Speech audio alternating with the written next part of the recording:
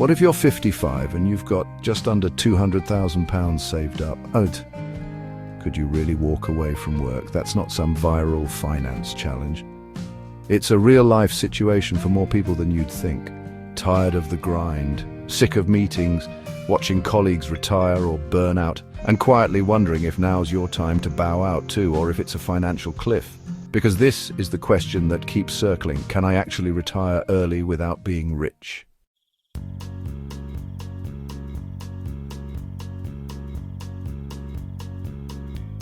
The truth is, you might be closer than you think.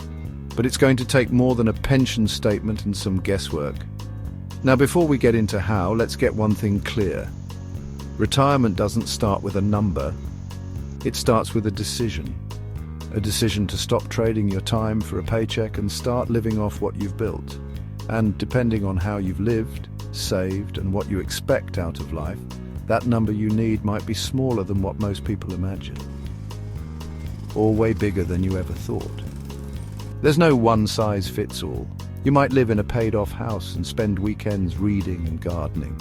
Or maybe you're dreaming of road trips, flights, and beachfront Airbnbs. Either way, your version of freedom determines your price tag.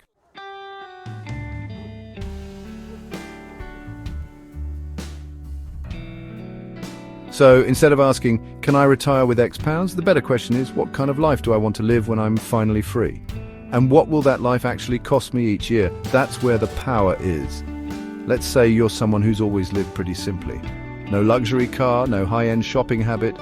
You like your space quiet, your meals home-cooked, and your joy comes from free time, not spending money.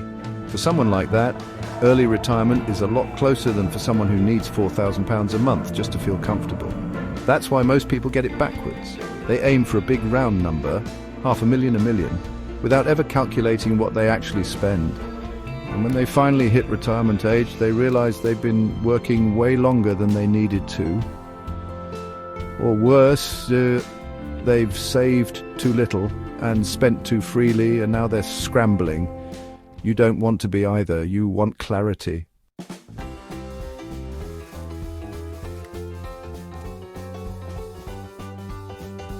So here's what we're going to do in this video. We're going to walk through what life could look like if you retired at 55 with around £200,000, maybe a little more, maybe a little less. We'll look at what kind of income that might generate, how to supplement it, what role the state pension plays when it finally kicks in, and how to avoid running out of money too soon, which is the real fear, right? We'll look at a solo retiree, then we'll look at a couple. Because when it's two people sharing one life, the numbers shift in surprising ways. But more than that, we're going to talk about mindset, because early retirement isn't just about numbers. It's about how you think, how you live, and how you prepare.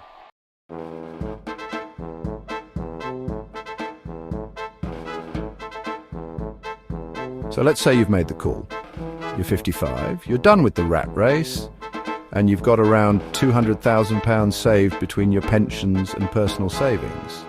You're not rolling in it, but you've been careful. You've avoided debt. You're not flashy. And now you want to know, is it enough? If you're on your own, the reality hits different. There's no second income, no one to split the bills with.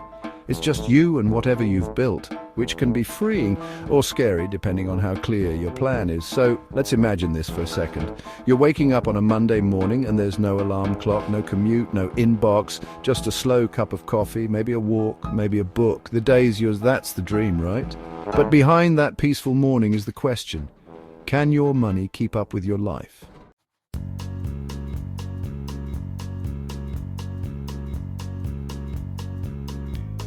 Let's break it down. If you've got just under £200,000 and you want it to last from age 55 to your mid to late 80s, maybe even 90, you've got to be strategic. You can't treat it like a free-for-all. If you're drawing from that pot too aggressively, it'll dry up way faster than you think. And inflation, that'll sneak up and shrink your buying power every year you're alive. So instead of drawing big chunks, the smarter move is to treat your pot like a slow-release income stream. Let's say you aim to live off around £1,200 to £1,400 per month, enough to cover rent or bills, food, and a bit of life. That's not a luxury lifestyle. but it's doable for someone who's not trying to travel the world or dine out every week.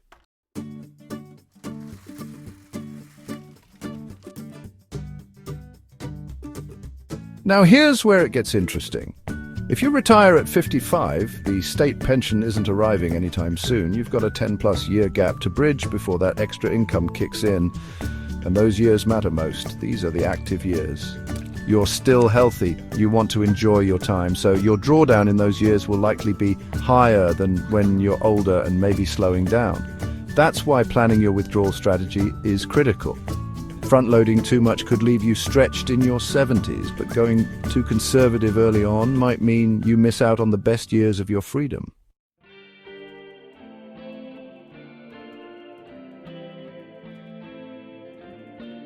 So what's the play? You create 2 phases. Phase 1, from now until the state pension hits. That's your gap years. You'll need to live off your pot. Maybe find a side hustle you enjoy or reduce expenses wherever possible. Phase 2, when the pension kicks in and helps carry the weight, that's when your personal savings can ease off and you shift into maintenance mode. But the key to making this work solo? Flexibility.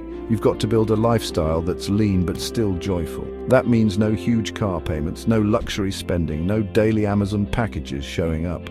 You've got to know what brings you real peace and invest in that, and only that. This isn't about sacrifice. It's about designing a life that doesn't need constant spending to feel good. Because if you do this right, you're not living in fear of running out. You're living in control. And there's something powerful about that. You chose your time back. You left the game early, and you're doing it on your own terms.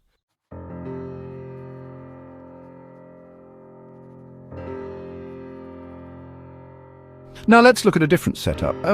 Same pot of money, but this time it's 2 people. A couple. They've been saving together, planning together, and now they're thinking about stepping away from full-time work at 55. They've got a shared nest egg, maybe just a little over £200,000 between them. It's not massive, but it's real. It's taken years to build, and now they're wondering, is it enough to live on? Can 2 people actually retire early without stress? Here's the thing most people forget. 2 people doesn't mean double the cost. A lot of core expenses don't change whether you're single or partnered. Rent or mortgage stays the same. 1 heating bill, 1 internet bill. You might need a little more food, sure, but you're not doubling your cost of living. So with the right balance, 2 people can stretch a modest retirement pot a lot further than 1 person trying to do it alone.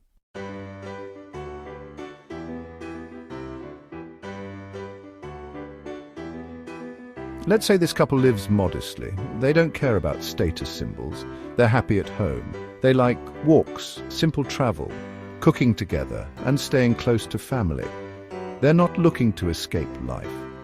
They just want more time to enjoy it on their terms. With a joint budget of maybe £1,800 to £2,000 a month, they can cover the basics, have the occasional treat, and keep their lifestyle calm and predictable. It's not extravagant, but it's steady. And most importantly, it's built around shared values, not consumer habits.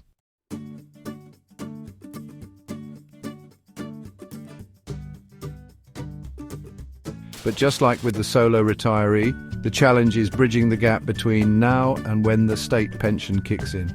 And for a couple, that's 2 gaps. 2 people waiting for that extra help. That makes the planning twice as important. They'll need to map out what their spending will look like before and after the pension age. If they burn through too much early, the second half of retirement gets tight. But if they keep things measured and maybe even supplement their income with part-time work or rental income, they can slow the drawdown and give themselves more breathing room later.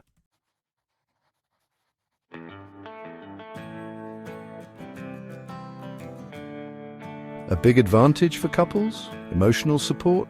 Making major financial decisions is tough, but when you've got someone to plan with, to hold each other accountable, to talk through the stress, that's huge. Retirement is a mental game just as much as a financial one, and let's not forget, couples often qualify for double the personal tax allowances and both receive the state pension down the line. That's a big deal. When those payments come in, even a modest lifestyle can feel more secure. But here's where it gets real. If you're planning to retire together, you've got to be brutally honest with each other. Not just about money, but about what you want your days to look like. Some couples dream of travel. Others want to start a small business or volunteer. and some just want to slow down and be present. Retirement only works when both people are on the same page. Not just financially, but emotionally, because if one person's expecting luxury and the other's planning for simplicity, someone's going to feel let down.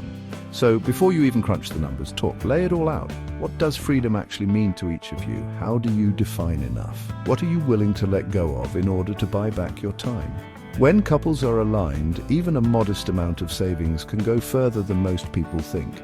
It's not about perfection. It's about partnership, planning, and priorities.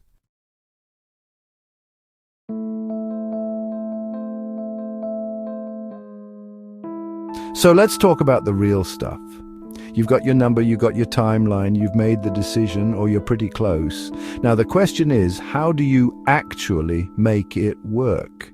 Because retiring early isn't just about having enough to quit, it's about not running out once you do. And the way you handle those next steps will decide whether early retirement feels freeing or stressful. First things first, look at everything you've saved and ask yourself, is it working or is it just sitting there? If all your money's parked in a low-interest account, that's a problem. Inflation will chip away at it every single year. You might feel safe, but over time you're losing value. That's why one of the smartest things you can do, even in retirement, is keep some of your money growing. No, you don't need to take wild risks, but having part of your portfolio in slow, steady growth investments, things like index funds, bonds, or dividend-paying assets, can give your pot a longer life. Even a small return consistently earned adds years to your runway.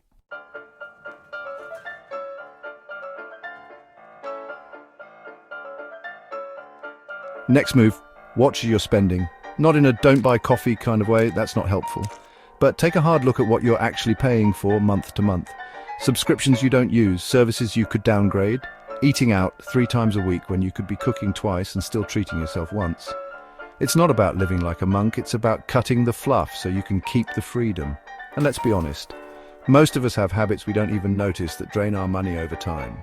That £9 app you forgot about, that quick browse on Amazon that turns into a £60 checkout. Over time, that's real money. If you clean that up now, you'll feel it almost immediately in your spending cushion.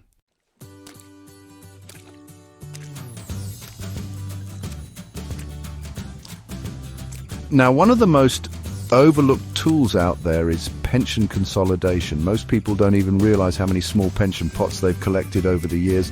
One from that job you hated, one from that company that shut down, another from that part-time gig. They're just sitting there, scattered, unmanaged, and quietly racking up fees. Consolidating those into a single modern plan can give you lower fees, more control, and better visibility. And when you can actually see what you have clearly in one place, your decisions get a lot easier. If you're still working part-time or have a little extra income before retirement, there's another trick. Keep making pension contributions while you still can. Even small top-ups can go further than you think, especially with the tax relief added in. And here's the wild part. If you put £100 into your pension, the government could bump that up to £125 or more, depending on your tax bracket. That's instant growth, no market risk. If you've still got income, use it to your future's advantage before you stop earning.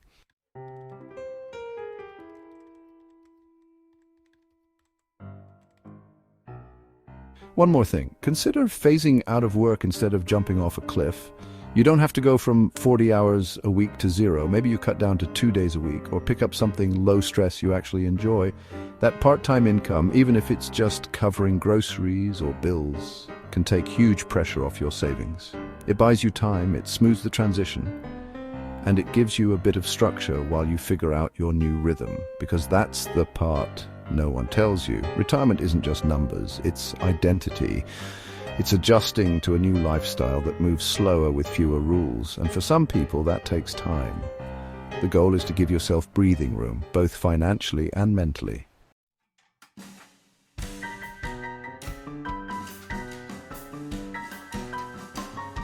At some point, the numbers stop being the main issue. You've looked at the savings, played with the calculators, built a budget, maybe even talked to an advisor, but there's still that feeling, that quiet question you keep circling back to. Am I really ready to stop working? Because retirement, especially early retirement, isn't just a financial decision, it's a life decision. And the truth is, a lot of people aren't ready for what happens next. We're so used to waking up with somewhere to be, someone to answer to, something on the to-do list. For years, your identity has been wrapped up in being productive, being needed, earning. So when that's gone, when there are no more deadlines or paychecks or performance reviews, it can feel disorienting.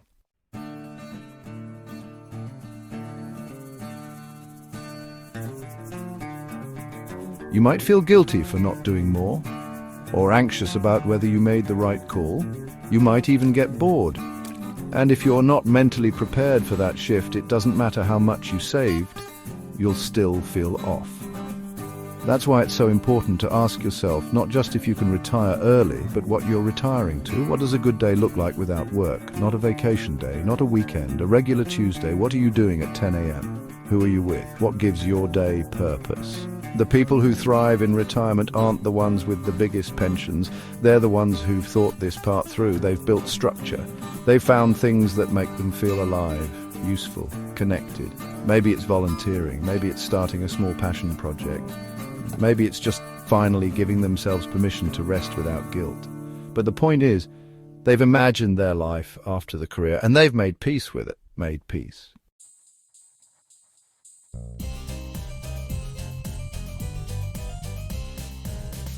If you haven't done that yet, now's the time, before you hand in your notice, before you take the leap, because once the dust settles and the celebration fades, you'll be left with your own thoughts, and those better be thoughts you're proud of. Now let's say you've done the work. You've built the savings, shaped the budget, simplified your lifestyle, and mapped out a clear picture of what your days will look like. Then yes, even with a modest pot, early retirement can work. It might not be flashy, it might not be perfect, but it can be peaceful, freeing, deeply satisfying, and you'll be ahead of the crowd.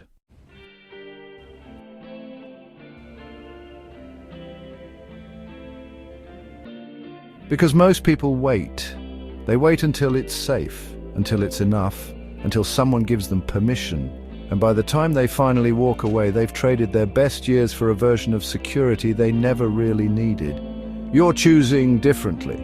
You're choosing freedom over fear, intentionality over autopilot. And even if the road isn't paved with millions, you're still walking on your terms. So, can you retire early with a modest amount of money? Yes.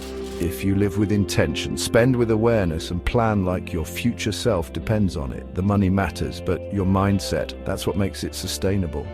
And if you're still not sure whether you're truly ready to retire, not just financially, but mentally and emotionally, then check out the next video.